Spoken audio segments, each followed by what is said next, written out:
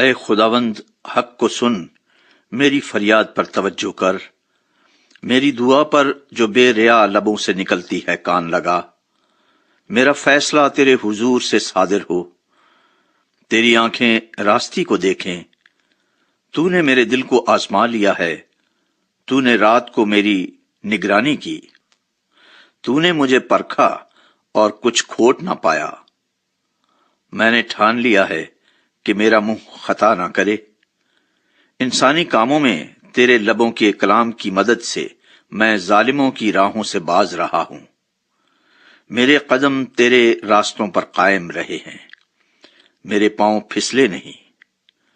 اے خدا، میں نے تجھ سے دعا کی ہے، کیونکہ تو مجھے جواب دے گا۔ میری طرف کان جھکا اور میری عرض سن لے۔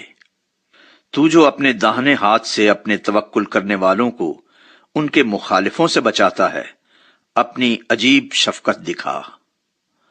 مجھے آنکھ کی پتلی کی طرح محفوظ رکھ، مجھے اپنے پروں کے سائے میں چھپا لے، ان شریروں سے جو مجھ پر ظلم کرتے ہیں، میرے جانی دشمنوں سے جو مجھے گھیرے ہوئے ہیں۔ انہوں نے اپنے دلوں کو سخت کیا ہے، وہ اپنے منہ سے بڑا بول بولتے ہیں۔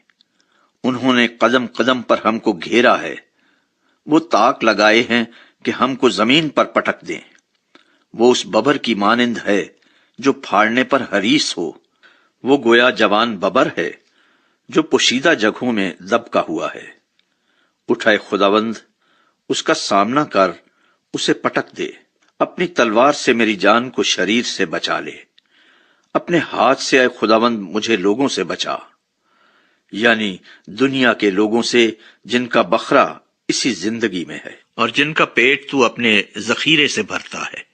ان کی اولاد بھی حسب مراد ہے، وہ اپنا باقی مال اپنے بچوں کے لیے چھوڑ جاتے ہیں، پر میں تو صداقت میں تیرا دیدار حاصل کروں گا۔ میں جب جاگوں گا تو تیری شباہت سے سیر ہوں گا۔